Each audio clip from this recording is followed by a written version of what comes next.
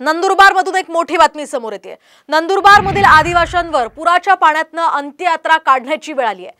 नंदुरबार जिल्ह्यापासून 20 ते 25 किलोमीटर अंतरावर असलेल्या नंदपूर गावातील हे धक्कादायक वास्तव आता समोर आलंय।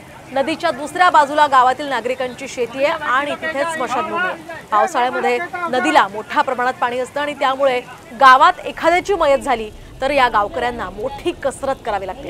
ही खरं तर पहिलीच घटना नंदुरबार जिल्ह्यातली नाहीये। असे वारंवार प्रकार कितीतरी समोर आलेत।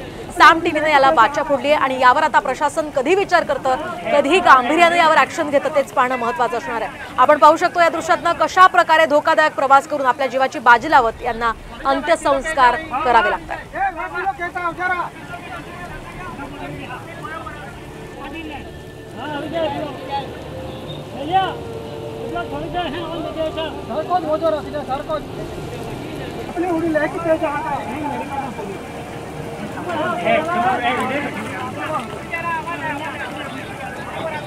आपण पाहतो नंदुरबार मध्ये बऱ्यापैकी आदिवासी बहुल लोक आहेत आणि आदिवासींना अगदी साध्या सोयी सुविधा सुद्धा उपलब्ध होत नाहीये। पाणी नाहीये, वीज नाहीये, तर या ठिकाणी तर अक्षरशः साधा पूल सुद्धा नाहीये, रस्ता नाहीये आणि अशा परिस्थितीमध्ये या नदीच्या प्रवाहाच्या पाण्यात त्यांना अंत्यसंस्कारासाठी अशा प्रकारचा धोकादायक प्रवास करावा लागतोय।